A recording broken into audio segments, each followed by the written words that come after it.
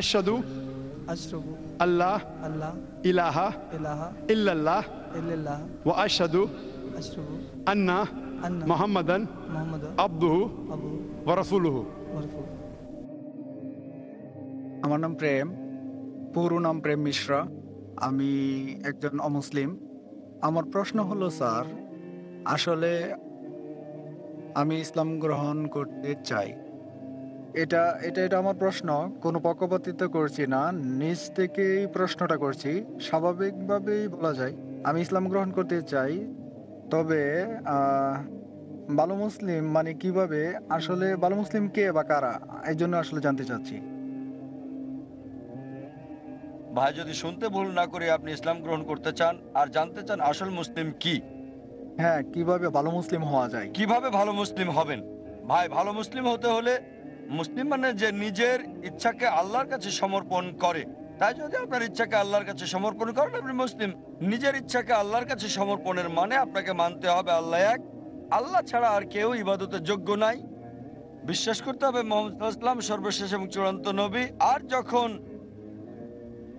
আপনি কোরআন পড়বেন, যা আমি আগের লেকচারে বলেছি, এটা সর্বশেষ এবং চূড়ান্ত নির্দেশিকা বই মানব জাতির জন্য। তাই যদি কোরআন পড়েন এবং আমল করেন, আল্লাহর নির্দেশ মেনে চলেন, যদি বিরত থাকেন যেগুলো আল্লাহ নিষেধ করেছেন সেগুলো থেকে, তাহলে আপনি একজন সত্যিকারের মুমিন হতে পারবেন।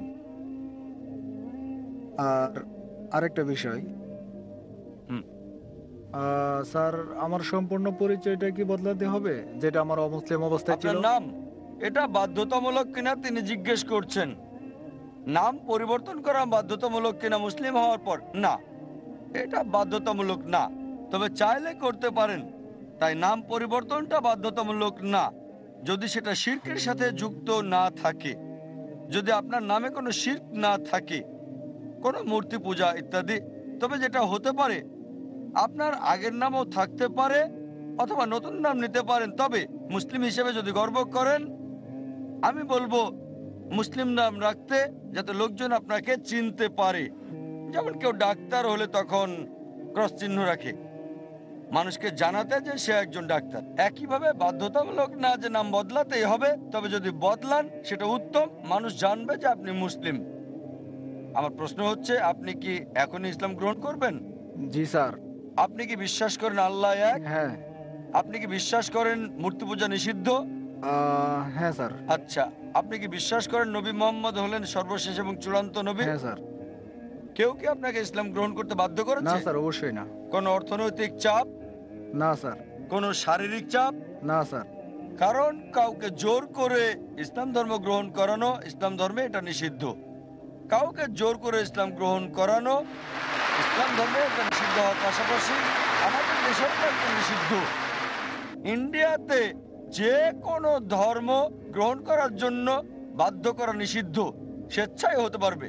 যদি ইসলাম গ্রহণ করতে চান, কেউ আপনাকে বাধা দিতে পারবে না, এমনকি রাষ্ট্রও পারবে না সেটা।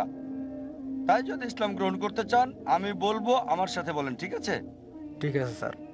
আশহাদু আশরাফু আল্লাহ আল্লাহ ইলাহা ইলাহা ইল্লাল্লাহ ইল্লাল্লাহ ওয়া আশহাদু আশরাফু আন্না আন্না মুহাম্মাদান মুহাম্মাদ আবদুহু আবু ওয়া রাসূলুহু। মারফু। আমি সাক্ষ্য দিচ্ছি, আবার বলবেন স্যার? আমি সাক্ষ্য দিচ্ছি আমি সাক্ষ্য দিচ্ছি যে যে কোনো কোনো ঈশ্বর নেই ঈশ্বর নেই আল্লাহ ছাড়া, আল্লাহ ছাড়া, এবং এবং নবী মুহাম্মদ নবী মোহাম্মদ সাল্লাল্লাহু আলাইহি সাল্লাম সাল্লাল্লাহু আলাইহি সাল্লাম হলেন হলেন বান্দা বান্দা এবং রাসূল এবং রাসূল আল্লাহর। আল্লাহ। মাশাআল্লাহ, ভাই এখন মুসলিম। ধন্যবাদ।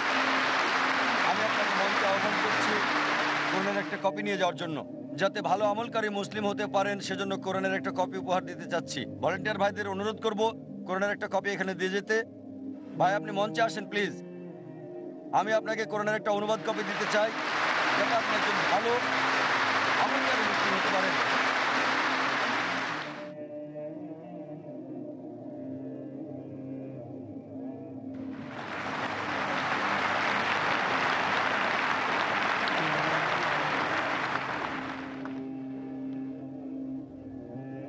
মাশাআল্লাহ, জাযাকাল্লাহ। আল্লাহ সুবহানাহু ওয়া তাআলার কাছে দোয়া করছি, আল্লাহ যেন আপনার ইচ্ছাকে কবুল করেন, আপনাকে যেন জান্নাতে দেন ইনশাআল্লাহ।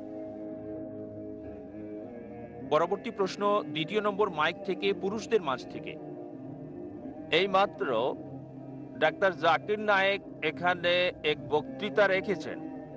এখানে যত লোক তার এই বক্তৃতা শোনার জন্য এসেছেন, তাদের সবার জন্য আমি আল্লাহর কাছে প্রার্থনা করি যেন তাদের সকলের পরিবার পরিজন যেন সুখী থাকে। ঈশ্বর এখানে আছেন কেবলমাত্র ভালো কিছু করার জন্য, আর জাকির হোসেনও এখানে কেবলমাত্র ভালো কিছু করার জন্যই আছেন। আচ্ছা, আমি এখন, আমার নাম নারায়ণ ভেঙ্কটাস আয়ার, দাঁড়াইতে থাকি। আমি একজন হিন্দু, কিন্তু আমি কোরআনকে মানি, বাইবেলকে মানি, গীতাকে মানি। আমি সবাইকে সমান মনে করি, কিন্তু আমি ডাক্তার সাহেবকে এটা জিজ্ঞেস করতে চাচ্ছি যে শেখ, সৈয়দ, মোল্লা, পাঠান নাম কেন রেখেছে? ব্রাহ্মণ, ক্ষত্রিয়, চণ্ডাল, শূদ্র নাম কেন রেখেছে? এটার উত্তর এখনই চাচ্ছি। ভাই প্রশ্ন করার আগে বললেন যে এখানে শত শত হাজার হাজার লাখ লাখ মানুষ এসেছেন আর কামনা করলেন সবার জন্য শান্তি। তারপর বললেন যে ডাক্তার জাকির নায়েক এখানে এসেছেন ভালো কথা বলতে, আর প্রশ্ন করলেন যে আপনি হিন্দু, তবে কোরআন পড়েছেন, বিশ্বাস করেছেন, বাইবেলও বিশ্বাস করেন, বেদও বিশ্বাস করেন, আর প্রশ্ন করলেন যে কেন এই সব পাঠান, শেখ, মোল্লা, ব্রাহ্মণ, ক্ষত্রিয় ইত্যাদি। এখন আপনার প্রশ্নের ব্যাপারে বলি, কেন এই সব পাঠান, শেখ, মোল্লা এগুলো পারিবারিক নাম। শুধুমাত্র একজন লোক শেখ অথবা মোল্লা বা পাঠান, এগুলো একজন থেকে শ্রেষ্ঠ করেন আরেকজনের উপরে। কোরআন বলছে সূরা হুজুরাত অধ্যায় 49 আয়াত 13, يا أيها الناس إنا خلقناكم من ذكر وأنثى وجعلناكم شعوبا وقبائل لتعارفوا إن أكرمكم عند الله أتقاكم إن الله عليم خبير। হে মানব জাতি, আমি তোমাদের সৃষ্টি করেছি এক জোড়া পুরুষ এবং নারী থেকে, আর জাতি এবং গোত্রে বিভক্ত করেছি যাতে করে একে অপরকে চিনতে পারো, একে অপরকে ঘৃণা করবে না। সেই বেশি সম্মানিত আল্লাহ সুবহানাহু ওয়া তাআলার কাছে যার রয়েছে তাকওয়া। বিচারের মাপকাঠি আল্লাহ সুবহানাহু ওয়া তাআলার কাছে এটা লিঙ্গ না, জাতি না, বর্ণ না, বয়স না, সম্পদ না, সেটা তাকওয়া, খোদাভীরুতা আর সৎকর্ম। কেবল একজন মোল্লা বা খান পরিবার বা শেখ পরিবারে জন্মগ্রহণ করলেই সে জান্নাতে যাবে না। তাকে জান্নাতে নিয়ে যাবে তাকওয়া, সৎকর্ম, ন্যায়পরায়ণতা। এটাই ইসলামিক দৃষ্টিভঙ্গি। আর হিন্দু দর্শনে বেদ বলছে সর্বশক্তিমান ঈশ্বর মাথা থেকে সৃষ্টি করেছেন ব্রাহ্মণ, বুক থেকে ক্ষত্রিয়। ব্রাহ্মণরা উঁচু জাতের, ক্ষত্রিয়রা যোদ্ধা জাতি। ঈশ্বর পেট থেকে সৃষ্টি করেছেন বৈশ্যদের, মানে ব্যবসায়ী জাতি, আর পা থেকে শূদ্রদের, সেটা চাকর শ্রেণী মানে দাস। এটাই বেদের ধারণা। ইসলামে জন্মের ভিত্তিতে কেউ উত্তম বা অধম না। ইসলামে কোনো বর্ণ প্রথা নেই, এটা আছে হিন্দু ধর্মে। আর এ ব্যাপারে বিস্তারিত জানতে আমার ভিডিও ক্যাসেট দেখতে পারেন, ইসলাম এবং হিন্দু ধর্মের সাদৃশ্য। এবার আসি আপনার প্রশ্নের প্রথম অংশে।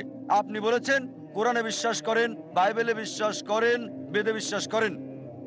আমি লোকজনকে বলি অন্তত একটা বইকে মানেন 100% ঈশ্বরের বাণী বলে, 2, 3 বা 4টা না, অন্তত একটা বই।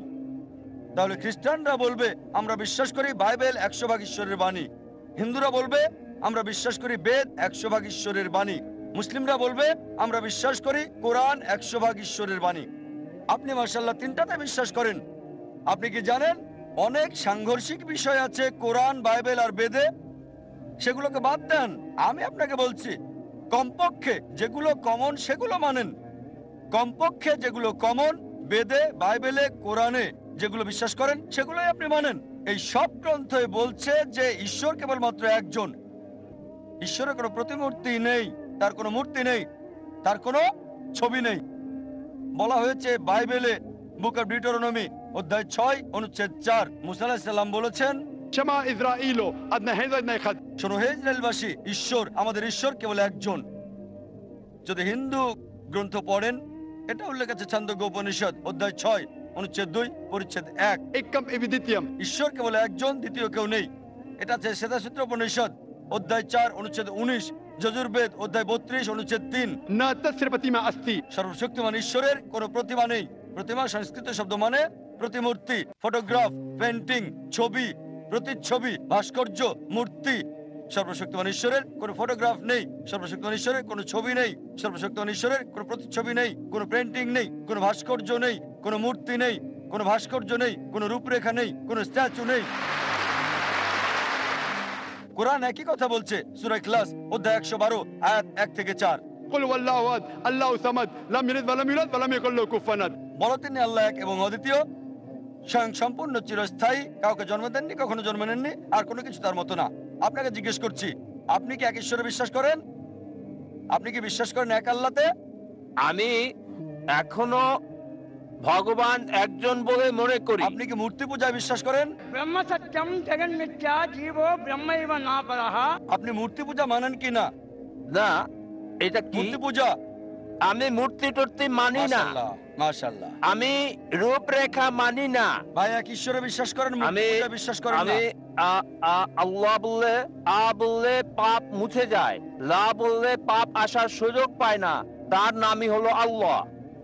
এটা আপনার দেওয়া সংজ্ঞা, পুরো সংজ্ঞা এটা না।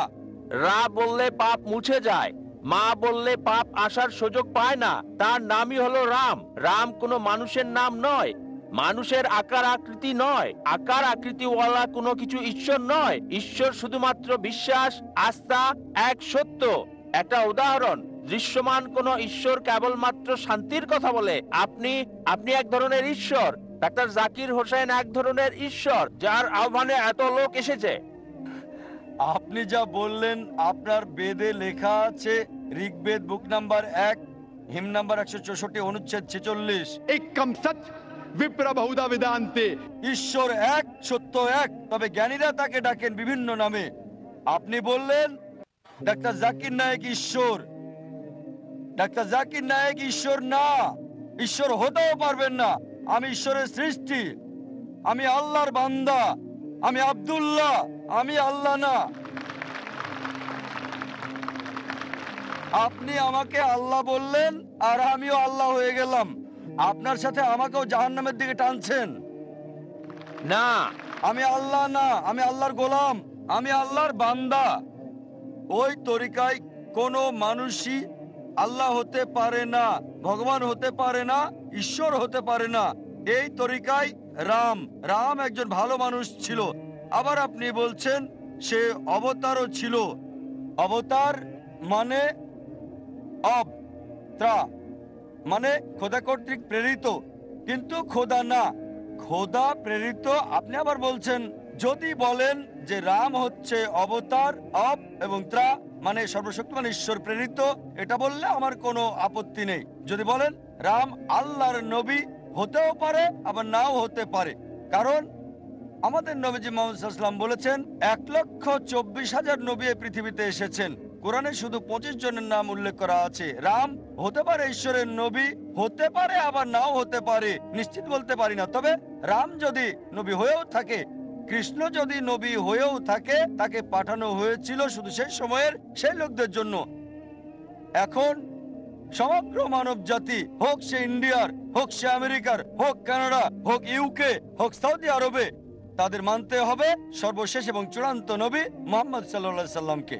আমি বলছি না, এটা বলছে আপনার গ্রন্থ। আপনার গ্রন্থ পড়ে দেখেন, ভবিষ্য পুরাণা পর্ব 3 খণ্ড 3 অধ্যায় 3 শ্লোক 5 থেকে 8, ভবিষ্য পুরাণা পর্ব 3 খণ্ড 3 অধ্যায় 3 শ্লোক 10 থেকে 27 নবীজি মুহাম্মদ সাল্লাল্লাহু আলাইহি সাল্লাম সম্পর্কে বলছে। অথর্ববেদ বুক নাম্বার 20 হিম নাম্বার 127 অনুচ্ছেদ 1 থেকে 14, অথর্ববেদ বুক নাম্বার 20 হিম নাম্বার 21 অনুচ্ছেদ 6, অথর্ববেদ বুক নাম্বার 20 হিম নাম্বার 21 অনুচ্ছেদ 7, ঋগ্বেদ বুক নাম্বার 1 হিম নাম্বার 53 অনুচ্ছেদ 9 নবী মুহাম্মদ সাল্লাল্লাহু আলাইহি ওয়াসাল্লাম সম্পর্কে বলছে। তাকে বলা হয়েছে আহমদ। আহমদ মানে যে প্রশংসা করে, প্রশংসাকারীকে বলা হয় আহমদ। আহমদ নামে তার উল্লেখ আছে। যদি পড়েন সামবেদ উত্তরচিক মন্ত্র নাম্বার 1500, সামবেদ ইন্দ্রা অধ্যায় নাম্বার 2 মন্ত্র নাম্বার 152, যজুর্বেদ অধ্যায় নাম্বার 31 অনুচ্ছেদ নাম্বার 18, ঋগ্বেদ বুক নাম্বার 8 হিম নাম্বার 6 মন্ত্র নাম্বার 10, অথর্ববেদ বুক নাম্বার 8 হিম নাম্বার 5 মন্ত্র নাম্বার 16, অথর্ববেদ বুক নাম্বার 20 হিম নাম্বার 126 অনুচ্ছেদ 14। তাকে বলা হচ্ছে আহমদ, বলা হচ্ছে নরসংসা। নরসংসা মানে নর মানে মানুষ, সংসা মানে প্রশংসা। যে একজন প্রশংসাকারী, যদি আরবি করেন হবে মোহাম্মদ। তার কথা মোহাম্মদ নামে নরসংসা নামে অনেক জায়গায় আছে। ঋগ্বেদ বুক নাম্বার 1 হিম নাম্বার 13 মন্ত্র নাম্বার 3, ঋগ্বেদ বুক নাম্বার 1 হিম নাম্বার 18 মন্ত্র নাম্বার 9, ঋগ্বেদ বুক নাম্বার 1 হিম নাম্বার 106 মন্ত্র নাম্বার 4, ঋগ্বেদ বুক নাম্বার 1 হিম নাম্বার 142 মন্ত্র নাম্বার 3, ঋগ্বেদ বুক নাম্বার 2 হিম নাম্বার 3 মন্ত্র নাম্বার 2, ঋগ্বেদ বুক নাম্বার 5 হিম নাম্বার 5 মন্ত্র নাম্বার 2, ঋগ্বেদ বুক নাম্বার 7 হিম নাম্বার 2 মন্ত্র নাম্বার 2, যজুর্বেদ অধ্যায় 20 অনুচ্ছেদ 37, যজুর্বেদ অধ্যায় 20 অনুচ্ছেদ 57, যজুর্বেদ অধ্যায় 21 অনুচ্ছেদ 31, যজুর্বেদ অধ্যায় 21 অনুচ্ছেদ 55, যজুর্বেদ অধ্যায় 28 অনুচ্ছেদ 2, যজুর্বেদ অধ্যায় 28 অনুচ্ছেদ 19, যজুর্বেদ অধ্যায় 28 অনুচ্ছেদ 42। শুধু হিন্দু গ্রন্থ থেকেই এভাবে রেফারেন্স দিয়ে যেতে পারবো সর্বশেষ এবং চূড়ান্ত নবী মুহাম্মদ সাল্লাল্লাহু আলাইহি সাল্লাম সম্পর্কে। তার কথা কল্কি পুরাণায় বলা হয়েছে। কল্কি অবতার হিসেবে বলা হয়েছে তার মায়ের নাম হবে সুমতি মানে আমিনা, তার বাবার নাম হবে বিষ্ণু ইয়াস মানে আব্দুল্লাহ। তিনি জন্মগ্রহণ করবেন শান্তির স্থান সাম্বালায় মানে মক্কা। তার জন্ম হবে সাম্বালার শহরের প্রধানের পরিবারে মানে মক্কার প্রধানের ঘরে মানে কুরাইশদের প্রধান। তার 4 জন সঙ্গী থাকবে, খুলাফায়ে রাশিদিনদের কথা বলা হচ্ছে। আরো বলা যায়, যদি সত্যি আপনার গ্রন্থে বিশ্বাস করেন, আপনাকে বিশ্বাস করতে হবে সর্বশেষ এবং চূড়ান্ত নবী মুহাম্মদ সাল্লাল্লাহু আলাইহি সাল্লাম সম্পর্কে। আপনি কি নবী মুহাম্মদকে বিশ্বাস করেন? আপনি কি নবীজি মুহাম্মদকে মানেন? আমি মানি। কোন নবীকে মানেন? আমি পয়গম্বরকে মানি। মুহাম্মদ সাল্লাল্লাহু আলাইহি সাল্লামকে কি মানেন? পয়গম্বর মানি। পয়গম্বর এক ধরনের একজন ঈশ্বর, কেননা এক ধরনের ঈশ্বর না, বলতে হবে ঈশ্বরের বার্তাবাহক। হ্যাঁ হ্যাঁ, ঈশ্বর বললে তো সবই গেল, ঈশ্বর বললে সবই যাবে, ঈশ্বরের নবী বলতে হবে। আমি 2,63,00,000 বার রাম রাম রাম লিখেছি, কিন্তু এখনো পর্যন্ত রাম আমার কাছে আসেনি। কেন? ঠিক, ভাই বললেন যে তিনি লিখেছেন 20 মিলিয়ন বার রাম রাম রাম, কিন্তু রাম আসেনি এখনো তার কাছে। এজন্যই আমি আপনাকে বলছি, কেবল একজন স্রষ্টা আল্লাহ সুবহানাহু ওয়া তাআলাকে বিশ্বাস করেন এবং সকল নবী রাসূলগণকে বিশ্বাস করেন, অনুসরণ করেন, সর্বশেষ এবং চূড়ান্ত নবী মুহাম্মদ সাল্লাল্লাহু আলাইহি সাল্লামকে। আশা করি উত্তরটা পেয়েছেন। 3 নম্বর মাইকে দূরে পুরুষদের মধ্য থেকে। শুভ সন্ধ্যা স্যার, জীবনের উদ্দেশ্য নিয়ে বক্তব্য দেওয়ার জন্য ধন্যবাদ যা আজকে দিয়েছেন। কোরআন থেকে সূরা এবং আয়াতের উদ্ধৃতি দিয়েছেন। সূরা 17-88 বলেছে, যদি সব মানুষ এবং জিন একত্রিত হয় একটা কোরআন রচনা করতে, তারা তা করতে পারবে না। কিন্তু তাবারির ইতিহাসে ভলিউম 6 পৃষ্ঠা 107, ইবনে সাহাদ কিতাব আল তাবকাত আল কবির ভলিউম 1 অধ্যায় 1 এবং 2 পৃষ্ঠা 236 এবং 239, ইবনে ইসহাক সিরাত রাসূলুল্লাহ পৃষ্ঠা 165-167 বলেছে যে মুহাম্মদ শয়তান দ্বারা প্ররোচিত হয়েছিল এবং 3 জন দেবদেবীর পক্ষে কথা বলেছিল, আল্লাহ, আল-উজ্জা এবং মান্নাত। বলেছে যে তাদের ইন্টারসেশন হয়েছে। তা কিছু সময় পর আরো ওহী পাওয়ার পর জিবরিল ফেরেশতার কাছ থেকে। ওই আয়াতগুলো আল্লাহর নিকট থেকে না, বরং শয়তানের কাছ থেকে পাওয়া। আমার প্রশ্ন হলো, এই ঘটনার কয়েকটা প্রয়োগ এবং চ্যালেঞ্জ রয়েছে কোরআনের অনুরূপ সূরা আনতে। সূরা 17-88 ছিল আসলে শয়তানের কথা মুহাম্মদের সময়ের, ঠিক, যা পরবর্তীতে যেন প্রমাণ করে যে কোরআনের বাকি অংশ কি আল্লাহর পক্ষ থেকে এসেছে। ভাই আপনার নামটা কি? আমি ড্যানি, আমি একজন ছাত্র, আমি বইয়ে এসব পেয়েছি। ভাই ড্যানি দুটো সুন্দর প্রশ্ন করলেন আর উদ্ধৃতি দিলেন সূরা ইসরা অধ্যায় 17 আয়াত 88। বলা হয়েছে যদি সব জিন আর মানুষ একত্রে চেষ্টা করে কোরআনের মতো আরেকটা তৈরি করতে, তারা তো করতে পারবে না। এটা আরো আছে সূরা তুর অধ্যায় 52 আয়াত 34। আপনাকে সাহায্য করছি, আরো রেফারেন্স দেব। আপনি বললেন আর তাবারির উদ্ধৃতি দিলেন যে কোরআনের এই আয়াত শয়তানের কাছ থেকে। আপনি ভুল পড়েছেন। এটা অভিযোগ করেছিল যে লোকজন বলতো কোরআনের এই কথা শয়তানের, আর সাথে সাথে ওহী নাজিল হলো। সূরা ওয়াকিয়া অধ্যায় 56 আয়াত 77 এবং 80 বলা হয়েছে যে এই কিতাব ভালোভাবে সুরক্ষিত, কেউ তাকে স্পর্শ করতে পারবে না একমাত্র পবিত্র ছাড়া। মহাবিশ্বের প্রভু এটাকে সুরক্ষিত করেছেন। এই আয়াত বলছে যে কেউই কোরআনকে স্পর্শ করতে পারে না লৌহে মাহফুজ, সুরক্ষিত অবস্থানে, মুতাহিরিন ছাড়া, মানে ফেরেশতাগণ ছাড়া। তার মানে শয়তান কোরআনের ধারে কাছেও যেতে পারবে না। এটা ছিল মক্কার মুশরিকদের অভিযোগ আমাদের নবীজির প্রতি যে এটা শয়তানের কাজ। এর জবাবে অনেক আয়াতই কোরআনে আছে। সূরা নিসা অধ্যায় 4 আয়াত 82 কোরআন বলছে, أفلا يتدبرون القرآن ولو كان من عند غير الله لوجدوا فيه اختلافا كثيرا। তারা কি কোরআন নিয়ে ভেবে দেখে না যদি এটা আল্লাহ ছাড়া অন্য কারো নিকট থেকে আসতো তাতে অনেক অসঙ্গতি থাকতো। এছাড়াও ভাই আমাকে উত্তরটা শেষ করতে দেন। এটা ছাড়াও আপনি বলেছেন আল্লাহ চ্যালেঞ্জ দিয়েছেন যে যদি বলে এটা শয়তান হতে, সূরা তুর অধ্যায় 52 আয়াত 34 এবং সূরা ইসরা অধ্যায় 17 আয়াত 88, যদি সব মানুষ এবং জিন একত্রিত হয় তারা কোরআনের মতো একটা রচনা করতে পারবে না। আল্লাহ চ্যালেঞ্জটা সহজ করে দিলেন। আল্লাহ বলেন সূরা হুদ অধ্যায় 11 আয়াত 13, আপনাকে আরো তথ্য দিচ্ছে প্রশ্ন করার। আল্লাহ বলেন সূরা হুদ অধ্যায় 11 আয়াত 13, যদি সব মানুষ আর জিন একত্রিত হয় তারা কোরআনের মতো 10টা সূরা রচনা করতে পারবে না। আল্লাহ চ্যালেঞ্জটা আরো সহজ করলেন। ভাই উত্তরটা শুনবেন কি শুনবেন না? হ্যাঁ হ্যাঁ বলুন, মাফ করবেন, আপনি প্লিজ বলুন। আসলে আমি যুক্ত করতে ভাই, চেয়েছি। ভাই, প্লিজ স্যার ভাই। বলুন বলুন ভাই, স্যার। এটা বিতর্কের সময় না, না স্যার, এটা প্রশ্নোত্তর পর্ব। আপনার প্রশ্ন শেষ করেন, প্রশ্ন করেছেন, এবার আমার স্যার। উত্তরটা শুনেন। স্যার আমি যুক্ত করি, তারপর উত্তর দিলে আমার বুঝতে সহজ তাহলে হবে। আগে আপনি যুক্ত করেননি কেন? কারণ আপনার কথার প্রেক্ষিতে যুক্ত করতে হচ্ছে। লাইনের পেছনে গিয়ে যুক্ত করেন, কোনো সমস্যা নেই। লাইনের পেছনে যান আর যুক্ত করেন। না, কারণ আমি- একটা আয়াতে আছে যেটা আমি বলছে। আপনাকে সাহায্য করছি। ঠিক আছে, সরি স্যার, প্লিজ বলুন। এছাড়াও বলা হয়েছে আল্লাহ চ্যালেঞ্জটাকে সহজ করে দিয়েছেন। আল্লাহ বলেন সূরা ইউনূস অধ্যায় 10 আয়াত নম্বর 38, যদি সব মানুষ এবং জিন একত্রিত হয় তারা কোরআনের মতো করে একটা সূরাও রচনা করতে পারবে না। আল্লাহ এটাকে আরো সহজ করে দিয়েছেন। সূরা বাকারা অধ্যায় 2 আয়াত 23 এবং 24 আল্লাহ বলেছেন যে وإن كنتم في ريب مما نزلنا على عبدنا فأتوا بسورة من مثله। যদি তোমরা সন্দেহ করো যা আমি আমার বান্দা নবী মুহাম্মদের উপর নাজিল করেছি সময়ে সময়ে, তাহলে একটা সূরা রচনা করো কিছুটা অনুরূপ। মিন মিসলি, একই রকম না, কিছুটা অনুরূপ। من مثلي وادعوا شهداءكم من دون الله إن كنتم صادقين। আর সাহায্যের জন্য ডাকো এবং সাক্ষী রাখো আল্লাহ ছাড়া যে কাউকে, যদি তোমরা সত্যবাদী হও। فإن لم تفعلوا আর যদি তা না পারো, ولن تفعلوا নিশ্চিত যে তোমরা তা পারবে না, فاتقوا النار التي وقودها الناس والحجارة أعدت للكافرين। তাহলে ভয় করো সে আগুনকে যার জ্বালানি হবে মানুষ এবং পাথর, যা সত্য প্রত্যাখ্যানকারীদের জন্য প্রস্তুত করা হয়েছে। এটা চ্যালেঞ্জ, একটা সব সময়ের জন্য চ্যালেঞ্জ। অনেকে চেষ্টা করেছে কোরআনের মতো সূরা রচনা করতে, আর তারা চরমভাবে ব্যর্থ হয়েছে। কোরআনের ভাষা ছিল আল্লাহর পক্ষ হতে আর পবিত্র, লোকে চেষ্টা করে পারেনি। কোরআন নাজিলের সময় আরবি ছিল সেরা ভাষা, সর্বোচ্চ অবস্থানে ছিল। আরবরা তাদের ভাষা নিয়ে গর্ব করত। আল্লাহ বলেন তোমাদের ভাষা দিয়েই এই কোরআন নাজিল করেছি, চেষ্টা করে একটা সূরা রচনা করো। কিছুটা এমন, পুরোপুরি না।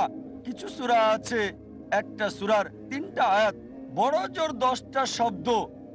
অনেকে চেষ্টা করেছে, চরমভাবে ব্যর্থ হয়েছে। যদি মনে করেন এটা আল্লাহ ছাড়া অন্য কারো কাছ থেকে চেষ্টা করেন একটা সূরা রচনা করতে, এটা চ্যালেঞ্জ। কখনোই কেউ পারে নাই, আপনিও পারবেন না।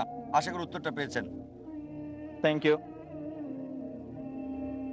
একটা বিষয় পরিষ্কার করতে চাই, আমরা একজন প্রশ্নকারীকে সারা লেকচার জুড়ে প্রশ্ন করার সুযোগ দেব না। এটা প্রশ্নোত্তর পর্ব, বিতর্ক পর্ব নয়। তবে কেউ যদি দীর্ঘ আলোচনা করতে চান সেটা এখন করা যাবে না, কারণ প্রশ্নোত্তর পর্বের মাত্র 10 থেকে 15 মিনিট বাকি আছে। আমি অনুরোধ করব দয়া করে আপনার প্রশ্নটি ছোট করুন।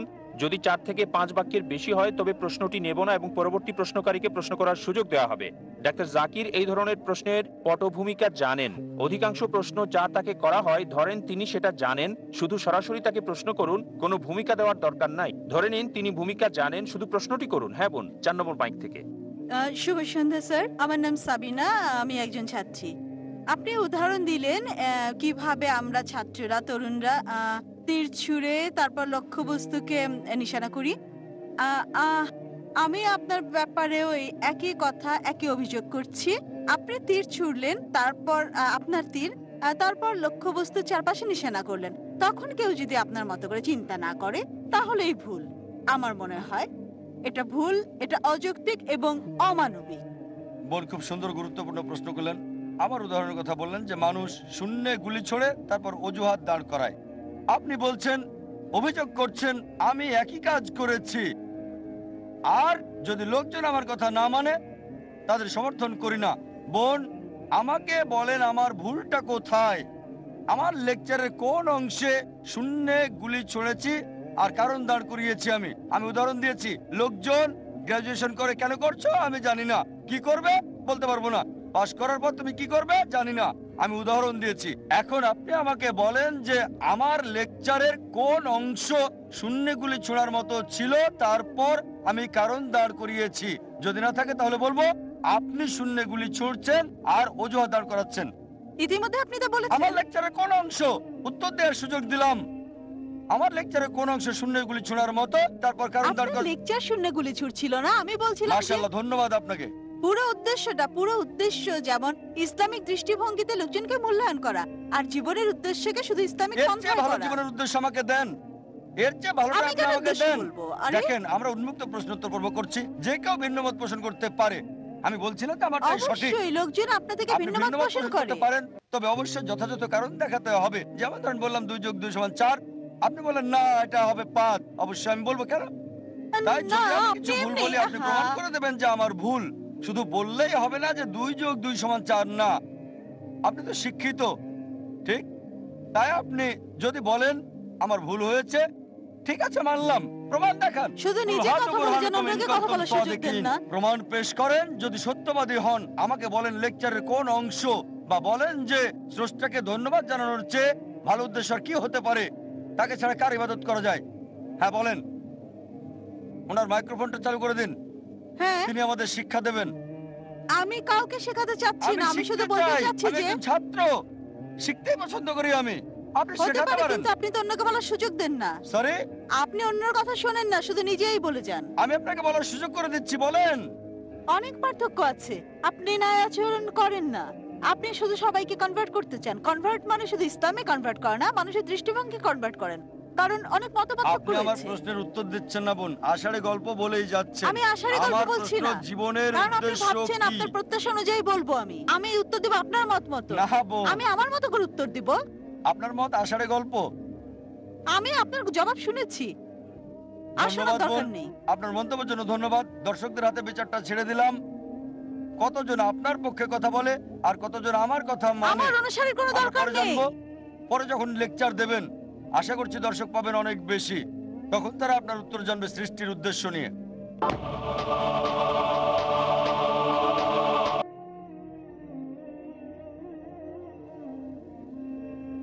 হ্যাঁ, পরবর্তী প্রশ্ন দূরে মহিলাদের মধ্য থেকে। আসসালামু আলাইকুম স্যার, আমার নাম রশ্মি সিং।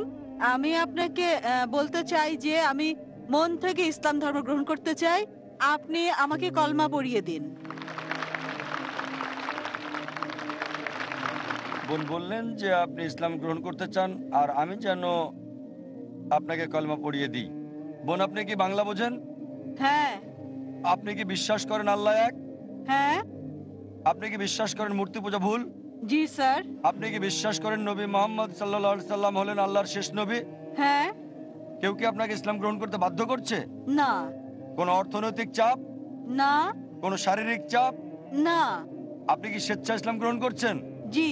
ঠিক আছে, ইনশাআল্লাহ আমি কলমা পড়ছি আরবিতে, আপনি সাথে পড়েন। আশহাদু আশহাদু আল্লাহ আল্লাহ ইলাহা ইলাহা ইল্লাল্লাহ ইল্লাল্লাহ ওয়া আশহাদু ওয়া আশহাদু আন্না আন্না মুহাম্মাদান মুহাম্মাদান আবদুহু আবদুহু ওয়া রাসূলুহু। ওয়া রাসূলুহু। আমি সাক্ষ্য দিচ্ছি আমি সাক্ষ্য দিচ্ছি যে যে কোনো ঈশ্বর নাই কোনো ঈশ্বর নেই আল্লাহ ছাড়া, আল্লাহ ছাড়া, আর নবী মুহাম্মদ আর নবী মুহাম্মদ সাল্লাল্লাহু আলাইহি সাল্লাল্লাহু আলাইহি সাল্লাম তার বান্দা এবং রাসূল। তার বান্দা এবং রাসূল। মাশাআল্লাহ বোন, আপনি এখন মুসলিম।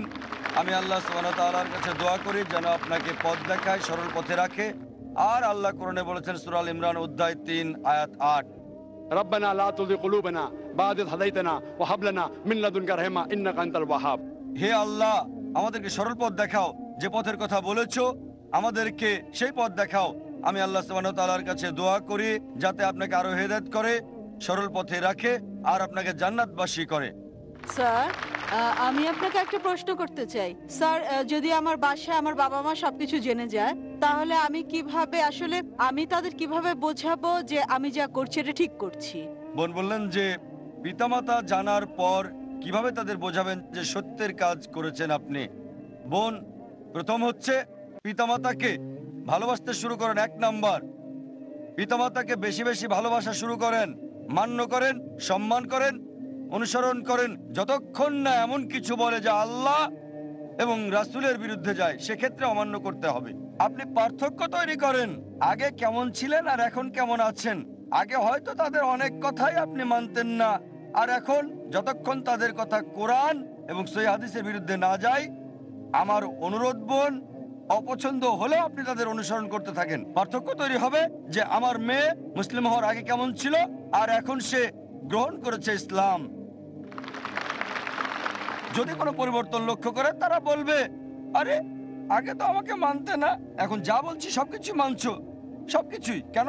কারণ কোরআন বলছে, আমাদের প্রিয় নবীজি বলেছেন, জান্নাত মায়ের পায়ের নিচে। এভাবে চেষ্টা করেন তাদেরকে জয় করতে।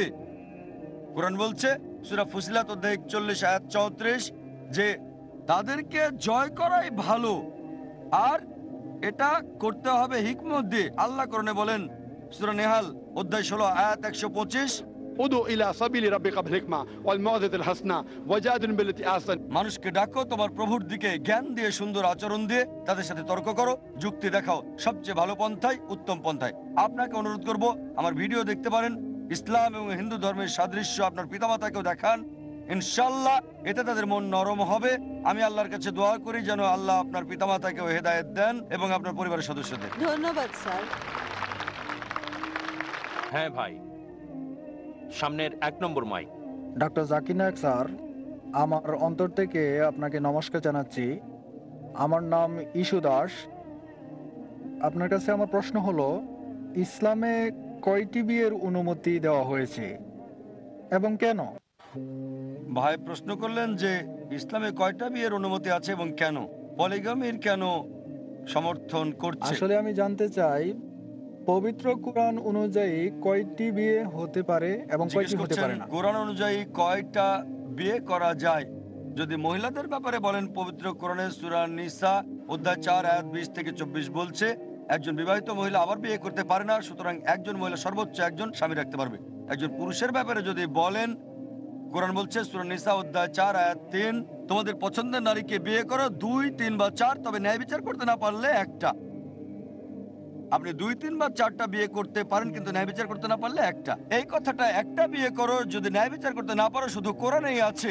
পৃথিবীর বুকে আর কোনো গ্রন্থ নেই যেটা বলছে একটা বিয়ে করো শুধু কোরআন ছাড়া। যদি রামায়ণ পড়েন, যদি মহাভারত পড়েন, আপনি বিয়ে করতে পারেন যত ইচ্ছা তত। যদি রামায়ণ পড়েন, দেখবেন রামের পিতার কতজন স্ত্রী ছিল, তার একাধিক স্ত্রী ছিল। কৃষ্ণের মহাভারত অনুযায়ী কতজন স্ত্রী ছিল? 2, 4, 10, 1000, 10,000, 16,108 জন স্ত্রী ছিল। তাই কৃষ্ণ যদি 16,108 জন স্ত্রী রাখতে পারে, আমরা মুসলিমরা কেন 4 জন রাখতে পারবো না? যদি বাইবেল পড়েন, ওল্ড টেস্টামেন্ট এবং নিউ টেস্টামেন্টের মতে যত ইচ্ছা তত বিয়ে করতে পারেন। সলোমনের 700 স্ত্রী ছিল। বাইবেল মতে আব্রাহামের 3 জন স্ত্রী ছিল। খ্রিস্টান চার্চ ঠিক করে দিয়েছে খ্রিস্টানরা একটা বিয়ে করবে। রাবি জরসম বিন ইয়াহুদা সাইনড পাস করেছিল যে ইহুদিরা একটা বিয়ে করবে। আর ইন্ডিয়াতে ইন্ডিয়ান পেনাল কোড 1954 সালে একটা আইন পাশ করে, হিন্দু বিবাহ আইন, যাতে বলা হয়েছে হিন্দুরা একটা বিয়ে করবে। ইন্ডিয়ান পেনাল কোড বলছে, হিন্দু ধর্মগ্রন্থ বলেনি যে হিন্দুদের একটা বিয়ে করতে হবে। চলুন দেখি এবার কেন ইসলাম একজন পুরুষকে একাধিক বিয়ে করার অনুমতি দেয়। একাধিক বিয়ে করা ইসলামে বাধ্যতামূলক না, এটা ঐচ্ছিক। একাধিক বিয়ে করলে স্ত্রীদের সাথে ন্যায় বিচার করতে হবে।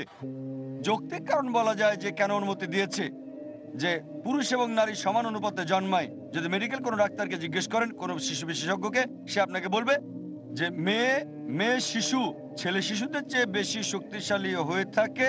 ছেলে শিশুর চেয়ে মেয়ে শিশুর রোগ প্রতিরোধের ক্ষমতাটা অনেক বেশি। তাই ছেলের তুলনায় মেয়ে সন্তানের হার বেশি।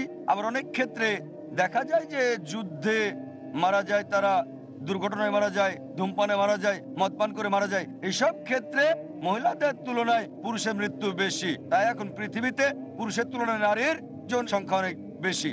দু একটা তৃতীয় বিশ্বের দেশ বাদে, যেমন ইন্ডিয়া, যেখানে নারীদের তুলনায় পুরুষ অনেক বেশি, কারণ মেয়ে সন্তান হত্যা করা, মেয়ে ভ্রূণ হত্যা করা। প্রতি বছর ইন্ডিয়াতে 1 মিলিয়নেরও বেশি ভ্রূণ হত্যা করা হয় যখন জানে গর্ভের সন্তান মেয়ে। যদি এই অমানবিক কার্যকলাপ বন্ধ করা হয় তাহলে ইন্ডিয়াতে পুরুষের চেয়ে নারীর সংখ্যা বেশি হবে। শুধু নিউ ইয়র্কে পুরুষের তুলনায় 1 মিলিয়ন নারী বেশি, ইউএসএতে 7.8 মিলিয়ন নারী বেশি, শুধু ইউকেতে 4 মিলিয়ন নারী সেখানে বেশি, শুধু জার্মানিতে পুরুষের তুলনায় 5 মিলিয়ন নারী বেশি, শুধু রাশিয়ায় আছে 9 মিলিয়ন নারী বেশি, আর শুধু আল্লাহ জানেন সারা পৃথিবীতে কত মিলিয়ন নারী বেশি পুরুষের তুলনায়। যদি আপনার সাথে একমত হয় যে একজন একটা মেয়েকে বিয়ে করবে, ধরেন সবাই একটা করে বিয়ে করে নিল, আর আপনার বোন আমেরিকায় থাকে বা আমার বোন আমেরিকায় থাকে, আর সে যদি তখন 7.8 মিলিয়নের মধ্যে পড়ে যায় যারা জীবন সঙ্গী খুঁজে পায়নি, একটা পথই তার জন্য খোলা, হয় সে একজনকে বিয়ে করবে যে আগে বিয়ে করেছে, না হয় পাবলিক সম্পত্তি হয়ে যাবে। পাবলিক সম্পত্তি এমন বাজে কথা, এটাই সবচেয়ে ভালো শব্দ ব্যবহার করেছি, এর চেয়ে ভালো শব্দ আর আমি পাইনি। আর যে কোনো সভ্য মহিলাকে যদি এই অপশনটা দিলে সে তাকেই বিয়ে করবে যার ইতিমধ্যে স্ত্রী রয়েছে, না হলে হয়ে যাবে পাবলিকের সম্পত্তি। আশা করি উত্তরটা পেয়েছেন।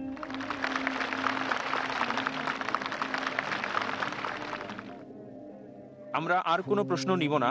ভলান্টিয়াররা শুধু একজনকে সুযোগ দেওয়ার জন্য অনুরোধ করেছে। আসলে এটাই ছিল শেষ প্রশ্ন, তবে আমরা শুধু শাহাদাটা নিচ্ছি, ইনশাআল্লাহ অন্য প্রোগ্রাম চালিয়ে যাব। বিশ্বাস করেন আল্লাহ এক? ভাই প্রথম মাইক, আপনি বিশ্বাস করেন আল্লাহ এক? বিশ্বাস করেন আল্লাহ এক? হ্যালো, আসসালামু আলাইকুম। আপনি কি বিশ্বাস করেন আল্লাহ এক?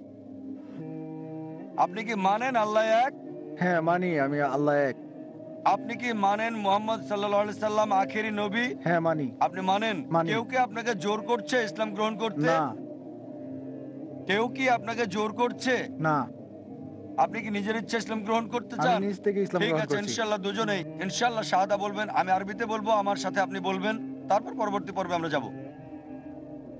আশহাদু আশহাদু আল্লাহ আল্লাহ ইলাহা ইলাহা ইল্লাল্লাহ ইল্লাল্লাহ ওয়া আশহাদু ওয়া আশহাদু আন্না আন্না মুহাম্মাদান মুহাম্মাদান আবদুহু আবদুহু ওয়া রাসূলুহু। ওয়া রাসূলুহু। আমি সাক্ষ্য দিচ্ছি, আমি সাক্ষ্য দিচ্ছি যে আল্লাহ ছাড়া কোনো মাবুদ নেই এবং মুহাম্মদ সাল্লাল্লাহু আলাইহি ওয়াসাল্লাম তার বান্দা এবং রাসূল। মাশাআল্লাহ, আপনি এখন মুসলিম হয়েছেন। আল্লাহ আপনাকে প্রতিদান দিন, আপনাকে হিদায়াত দেন, আর আমি দোয়া করি আল্লাহ আপনাকে যেন জান্নাত দেন। এই পর্ব এখানে শেষ। আমার ভাইয়ের কাছে যাচ্ছি, ইনশাআল্লাহ পরবর্তী পর্ব শুরু করবেন। আমার একটা নাম রেখে দেন। আপনার নাম ওমর রাখেন আপনি, ওমর। খায়ের চমৎকার পর্ব শেষ করলাম। ইনশাআল্লাহ আমরা দোয়া করব, তবে একটা ছোট্ট পর্বের পর আমাদের সম্মানিত বক্তাগণ এবং সম্মানিত অতিথিবৃন্দ যারা পৃথিবীর বিভিন্ন দেশ থেকে এখানে এসেছেন, আমি তাদের অনুরোধ করি শেখ সালাহ আল বুদাইর দোয়া পড়ার আগে মঞ্চে আসার জন্য। আমি আহ্বান করছি, আমি তাদের নাম বলবো, তবে অনুরোধ করছি নাম বলার আগেই মঞ্চে আসার জন্য। সম্মানিত সকল বক্তাগণ যাদের আমরা অফিসিয়ালি আমন্ত্রণ করেছি, দয়া করে মঞ্চে চলে আসুন এবং ডাক্তার জাকিরের সাথে ছোট্ট সার্কেল করে দাঁড়ান। শুধু নাম বলে যাচ্ছি। ভাই আব্দুর রহিম গ্রিন, ইউকে থেকে। আমি বক্তাগণকে অনুরোধ করছি নাম না বললেও দয়া করে মঞ্চে চলে আসুন প্লিজ। সকল বক্তা, 30 জন বক্তা 10 দিন ধরে যে লেকচার দিয়েছেন তারা। ভাই Abdur Rahim Green, UK. Yasir Fazaga, USA. Sheikh Yasir Qadhi, USA. Sheikh Hussain Yee, Malaysia. Sheikh Salem al Amry, UAE. Sheikh Said Rageah, Somalia. Sheikh Assim al Hakeem, Saudi Arabia. Sheikh Yusuf Estes, USA. Doctor Jafar Idris, Sudan. ভাই Yusuf Idris, Sudan. Doctor Zaghloul al Naggar, মিশর। Sheikh Abdur Rahim McCarthy, USA. Sheikh Yahya Ibrahim, Australia. Sheikh Abdul Bari Yahya, USA. Sheikh Haitham al Haddad, UK. Brother James Yee, USA. Sheikh Arif Islam, South Africa. Sheikh James John, USA. Doctor Ahmed ibn Saifuddin, Saudi Arabia. Doctor Iqbal Sacranie, UK. এবং অবশ্যই India থেকে Fariq Naik, doctor Shoaib Sayyed, ভাই নিসার নদিয়ত ওয়ালা, ভাই আতার খান, সবশেষে doctor Zakir Naik. সবাই মঞ্চে আপনাদের সামনে। চলুন তাদেরকে অভিনন্দন জানাই, পরিচিত হই। যারা 10 দিন যাবৎ কাজ করে যাচ্ছেন, তারা শুধু আপনাদের সামনে এই মাঠের এসি অডিটোরিয়ামেই ব্যস্ত না, বিভিন্ন টিভি টক শোতেও রেকর্ড করা হয়েছে। আমি সম্মানিত অতিথিদের অনুরোধ করছি যারা ইন্ডিয়া এবং ইন্ডিয়ার বাইরে থেকে এসেছেন, দয়া করে বক্তাদের পাশে এসে দাঁড়ান, তাদের কথা বলার জন্য উৎসাহ দিন, অভিনন্দন জানান, উষ্ণ অভ্যর্থনা এই শেষ পর্বে আমি অনুরোধ করছি ভাই বন্দর আল রাজি সৌদি আরব, মান্নার জাসাস সৌদি আরব, মোহাম্মদ নাসার আল মুজারজি ওমান, ইউসুফ মোহাম্মদ নাজাবি ইউএই, আর অন্যান্যরা ইউএই থেকে ইব্রাহিম ফায়েজ আল শামসি, হাসান মোহাম্মদ আর রহমান। আমি অনুরোধ করছি ভাই সালমান ফজলুর রহমান বাংলাদেশ থেকে, শেখ ফজলুর রহমান বাংলাদেশ। আমি সবাইকে অনুরোধ করছি সম্মানিত অতিথি যাদের নিমন্ত্রণ করেছি দয়া করে মঞ্চে চলে আসুন। আমি না বললেও নাম বলতে আসলে সময় ব্যয় হচ্ছে, দয়া করে চলে আসুন। আমি বিশেষভাবে অনুরোধ করছি ভারতে নিযুক্ত সৌদি আরবের রাষ্ট্রদূত অসাধারণ ব্যক্তিত্ব শেখ ফয়সাল বিন হাসান তারাদকে মঞ্চে আসতে, আমি তাকে অনুরোধ করছি মঞ্চে আসতে। ভাই আব্দুল মুনেম আল মাহমুদ এর সাথে যিনি সৌদি আরবের ভাইস কাউন্সিলর জেনারেল, দয়া করে মঞ্চে আসুন এবং এখানে উপস্থিত বক্তাদের সমাপনী মন্তব্য শুনব। এরপর দোয়া পড়বেন শেখ সালাহ আল বুদাইর। আমি অনুরোধ করছি শেখ আলী আল আব্বাসিকে মঞ্চে আসার জন্য। আমি অন্যদেরও অনুরোধ করছি যারা এই অনুষ্ঠানেরই অংশ, নাসিদ আর্টিস্ট ভাই আব্দুল্লাহ রোলে ইউকে থেকে এবং সকল কারীরা দয়া করে মঞ্চে চলে আসুন। শেখ সালাহ আল বুখাতির ইউএই থেকে, শেখ আব্দুল ফাত্তাহ আত-তারুতি মিশরের, শেখ আল সাইদ আল ইব্রাহিম মুহাম্মদ মিশর থেকে এবং অন্যরা। কোন সম্মানিত অতিথির নাম যদি বাদ পড়ে যায় দয়া করে মাফ করবেন, দয়া করে মঞ্চে চলে আসুন যাতে এখনই শুরু করতে পারি, আমাদের হাতে সময় কম। আমি সম্মানিত বক্তাদের অনুরোধ করছি তাদের সমাপনী মন্তব্য পেশ করার জন্য সর্বোচ্চ 1 মিনিটের মধ্যে, যাতে আমরা সকল বক্তাদের মন্তব্য করার সুযোগ দিতে পারি। আগের তালিকা অনুযায়ী শুরু করছি। ইউকে থেকে আগত ভাই আব্দুর রহিম গ্রিন, মাইকে আসার জন্য তাকে অনুরোধ করছি। আসসালামু আলাইকুম ওয়া রাহমাতুল্লাহ। ওয়ালাইকুম আসসালাম ওয়া রাহমাতুল্লাহি ওয়া বারাকাতুহু। ভাই ও বোনেরা, আল্লাহ সুবহানাহু ওয়া তাআলা সকলের মঙ্গল করুক। এই প্রচেষ্টার জন্য, সম্মেলনে আসার জন্য, ইন্ডিয়াতে আমাদেরকে এমন উষ্ণ অভ্যর্থনার জন্য, মাশাআল্লাহ এটা খুবই অতিথি পরায়ণ দেশ। আলহামদুলিল্লাহ, এখানে সময় কাটানো সত্যি অত্যন্ত আনন্দের বিষয়। আলহামদুলিল্লাহ, এই ইন্ডিয়াতে সময় কাটানো সত্যি চমৎকার এবং এটা খুবই চমৎকার সম্মেলন হয়েছে। আসলেই এটা সারা ইন্ডিয়ার গর্ব করার মতো একটা বিষয়। এই অসাধারণ সম্মেলন আয়োজন করা হয়েছে কিছু অসাধারণ মানুষের দ্বারা। আল্লাহ রহম করুক সকল ভলান্টিয়ারদের, সকল কলাকৌশলীদের এবং অবশ্যই ডাক্তার জাকির নায়েককে। জাযাকাল্লাহ খায়ের। আসসালামু আলাইকুম ওয়া রাহমাতুল্লাহ। ডক্টর জাফর ইদ্রিস সুদান থেকে। বিসমিল্লাহির রহমানির রহিম। আল্লাহ সুবহানাহু ওয়া তাআলা বলেছেন, ওয়াল্লাযীনা জাহাদু ফীনা লানাহদিয়ান্নাহুম সুবুলানা। আল্লাহ সুবহানাহু ওয়া তাআলা ওয়াদা করেছেন তাদের জন্য যারা জিহাদ করে আল্লাহর রাস্তায়। জিহাদ করা মানে চেষ্টা, সংগ্রাম করা আল্লাহর রাস্তায়, তাহলে অবশ্যই তিনি সরল পথ দেখাবেন আমাদের। তার মানে যে কেউ আল্লাহকে বিশ্বাস করে, হোক সে মুসলিম বা অমুসলিম, যদি আল্লাহর কাছে নিজেকে সমর্পণ করে, সরল পথের সন্ধান করে, সঠিক পথের অনুসন্ধান করে, আল্লাহ সুবহানাহু ওয়া তাআলা বলেছেন তাকে সরল পথ দেখাবেন। Sheikh Yasir Fazaga, USA, California.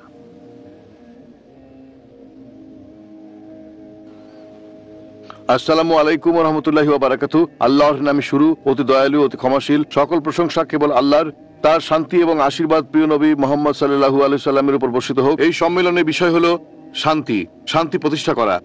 শান্তির ধারণাকে কেন্দ্র করে চলুন হৃদয়ে শান্তি আনি, স্রষ্টার সাথে সম্পর্ক করে এবং শান্তি আনি পরিবারে। শান্তি প্রতিষ্ঠার মাধ্যমে ভারতের মানুষ এই সম্মেলনের জন্য গর্ব করতে পারে। এটা পৃথিবীর সবচেয়ে বড় সম্মেলন বর্তমান মুসলিম বিশ্বের। এই জন্য ধন্যবাদ জানাই। আল্লাহ আপনাদের দয়া করুন, রহমত করুন, এই প্রচেষ্টাকে কবুল করুক।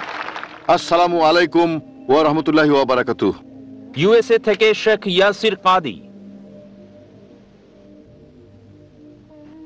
আসসালামু আলাইকুম ওয়া রাহমাতুল্লাহি ওয়া বারাকাতুহু।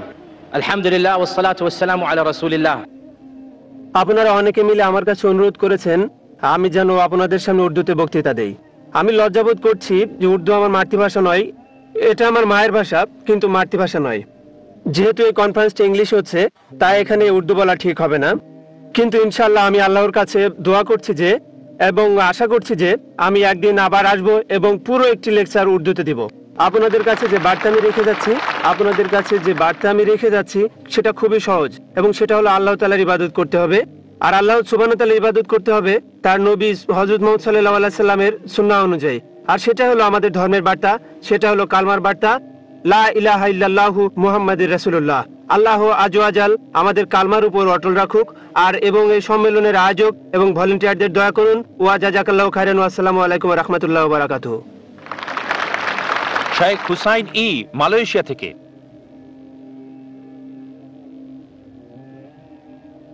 আসসালামু আলাইকুম ওয়া রাহমাতুল্লাহি ওয়া বারাকাতুহু। ওয়া আলাইকুম আসসালাম ওয়া রাহমাতুল্লাহি ওয়া বারাকাতুহু। আলহামদুলিল্লাহ।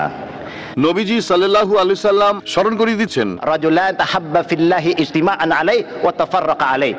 যদি মুসলিমরা আল্লাহর জন্য একত্রিত হয় আর আল্লাহর কারণে পৃথক হয়ে যায়, তাহলে আল্লাহ আমাদের কিয়ামতের দিন ছায়া দিবেন। আমি এবং আমার লোকজনের পক্ষ থেকে আয়োজকদের সবাইকে ধন্যবাদ জানাই, বিশেষ করে ডাক্তার জাকির নায়েককে, যিনি 10 দিন ব্যাপী এই সম্মেলনের আয়োজন করেছেন। এটা ইসলামিক জ্ঞান বাড়াতে সাহায্য করবে। আমি দোয়া করছি আল্লাহ সুবহানাহু ওয়া তাআলা যেন আমাদের গুনাহ মাফ করে দেন, ইনশাআল্লাহ, আমিন। আল্লাহ আমাদের ঈমানকে মজবুত করে দিন, আর আমরা আল্লাহর কারণেই ভালোবাসবো। কাউকে কিছু বললে তাকে বলো আল্লাহর প্রতি ভালোবাসার জন্যই হতে হবে। আমি আবার বলছি, আমরা আপনাদের ভালোবাসি আল্লাহর কারণেই। আল্লাহ আমাদের দয়া করুন, আমাদের দয়া করুন, আমাদের পাপসমূহ ক্ষমা করে দিন। আমাদের পিতামাতার যারা মুসলিম হয়ে মৃত্যুবরণ করেছে, আমিন। ওয়া বিল্লাহি তাওফীকি ওয়াল আখির দাওয়ানা আলহামদুলিল্লাহি রাব্বিল আলামিন। আসসালামু আলাইকুম ওয়া রাহমাতুল্লাহি ওয়া বারাকাতুহু। ওয়া আলাইকুম আসসালাম। এখানে আমাদের মাঝে শেখ আলী আল আব্বাসী ইমাম মসজিদে আল আকসা মঞ্চে উপস্থিত হয়েছেন। আমাদের যে সকল অতিথি চলে গেছেন তাদের নামও বলছি, তবে অনুষ্ঠান করে গেছেন কানাডার ডাক্তার Jamal Badawi, doctor Mamdouh Mahmud USA, doctor Lawrence Brown USA, ভাই আমর আমনেট ইউএসএ এবং ভাই আনোয়ার ইব্রাহিম, যিনি মালয়েশিয়ার উপপ্রধানমন্ত্রী এবং মালয়েশিয়া পার্লামেন্টের বিরোধী দলীয় নেতা। তারা অনুষ্ঠান করে গেছেন এবং শেষে একজন খুবই আবেগপ্রবণ ভাই জৈন বিঘা, তিনিও চলে গেছেন। সাউথ আফ্রিকা থেকে এসেছেন, যিনি সমগ্র কনফারেন্সে অবদান রেখে গেছেন। আমাদের পরবর্তী বক্তা ইউএই থেকে আগত সালেম আল আমরি মন্তব্য পেশ করবেন। আসসালামু আলাইকুম ওয়া রাহমাতুল্লাহি ওয়া বারাকাতুহু। আলহামদুলিল্লাহ ওয়াস সালাতু ওয়াস সালাম আলা রাসূলিল্লাহ ওয়া আলা আলিহি ওয়া সাহবিহি ওয়া মান ওয়ালাহ ওয়া মান ইত্তাবা হুদাহু ইলা ইয়াউমিদ্দিন। আমার ইসলামের প্রিয় ভাই বোনেরা, আল্লাহ সুবহানাহু ওয়া তাআলা আপনাদের রহমত করুন। আল্লাহ সুবহানাহু ওয়া তাআলা আপনাদের প্রচেষ্টাকে কবুল করুন। আল্লাহ আয়োজকদের প্রচেষ্টাকে কবুল করুন। আল্লাহ সুবহানাহু ওয়া তাআলা সত্যের উপর আমাদেরকে দৃঢ় রাখুন, আমিন। নবীজি মুহাম্মদ সাল্লাল্লাহু আলাইহি ওয়াসাল্লাম সহিহ হাদিসে বলেছেন, আল জামাআতু রাহমা ওয়াল ফুরকাতু আযাব। একতা এবং ঐক্য আল্লাহ তাআলার রহমত, বিভক্তি এবং অনৈক্য আল্লাহর পক্ষ থেকে শাস্তি। আপনারা সুন্দর অভিজ্ঞতার মধ্য দিয়ে পার করছেন সময়, ভ্রাতৃত্বের অভিজ্ঞতা, ভ্রাতৃত্বের উষ্ণতার অভিজ্ঞতা, আর এজন্যই এটা ঐক্যের রহমত। ইসলামের প্রিয় ভাই ও বোনেরা আমার, মনে রাখবেন ঐক্য হচ্ছে আল্লাহর রহমত। তাই চেষ্টা করুন মুসলিমদের মধ্যে বিভক্তি দূর করতে। আল্লাহ সুবহানাহু ওয়া তাআলা সত্যের উপর সকল মুসলিমকে একত্রিত করে দিন। আসসালামু আলাইকুম। আমাদের পরবর্তী বক্তা ইউএই থেকে আগত সালেম আল আমরি মন্তব্য পেশ করবেন।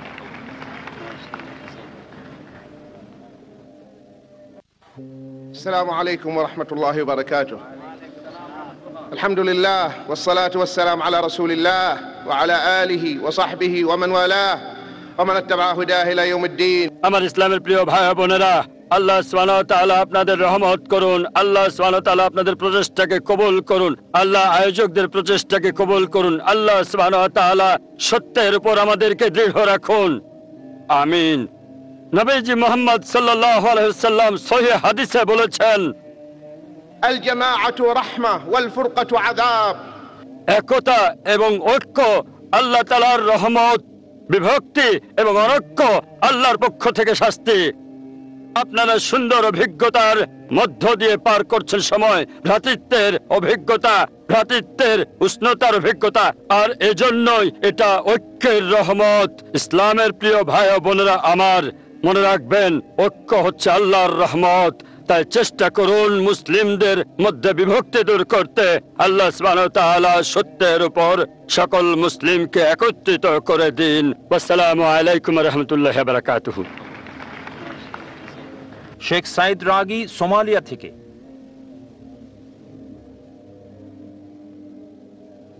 আসসালামু আলাইকুম ওয়া রাহমাতুল্লাহি ওয়া বারাকাতুহু।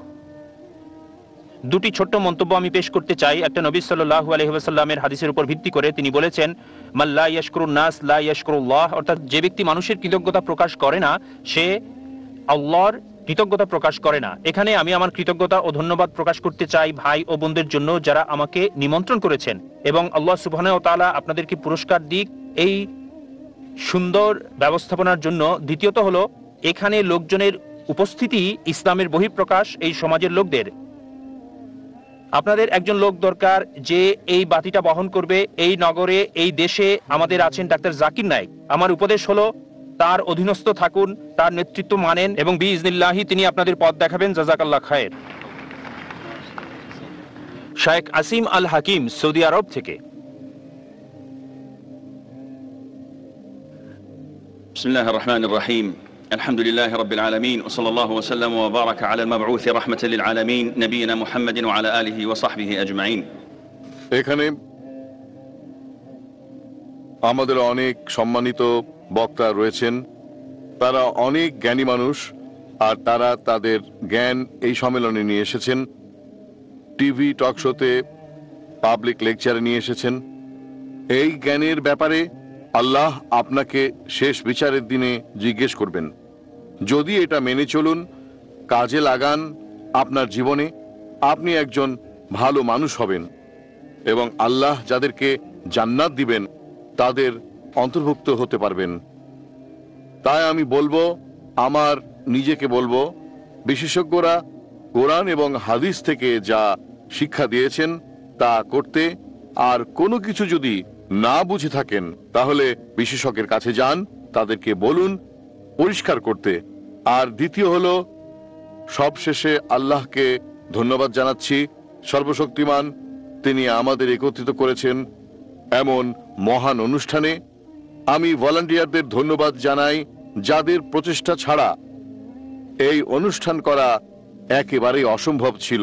মহান আল্লাহ সর্বশক্তিমান يجزيهم الخير في الدنيا وفي الآخرة والسلام عليكم ورحمة الله وبركاته. শেখ ইউসুফ এস্তেস, ইউএসএ থেকে।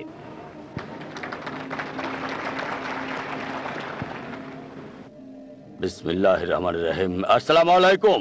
ওয়ালাইকুম আসসালাম। স্বাভাবিক থাকুন। আলহামদুলিল্লাহ, আল্লাহ আমাদের কোরআনে বলেছেন যে আমরা উম্মাতিন ওয়াসত। ওয়াসত কি? মধ্যমপন্থী হওয়া।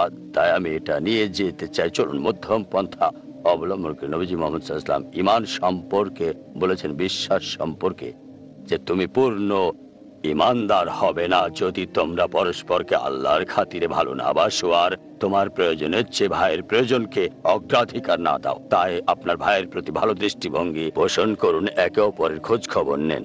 আর এখানে উপস্থিত সকল বিশেষজ্ঞগণে আমার শিক্ষক, আমি শুধু এখানে কুশল বিনিময় করছি।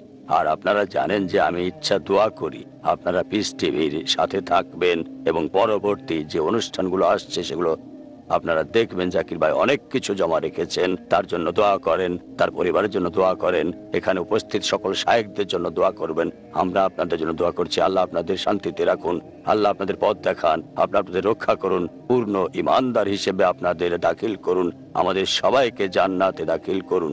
সবাইকে আসসালামু আলাইকুম।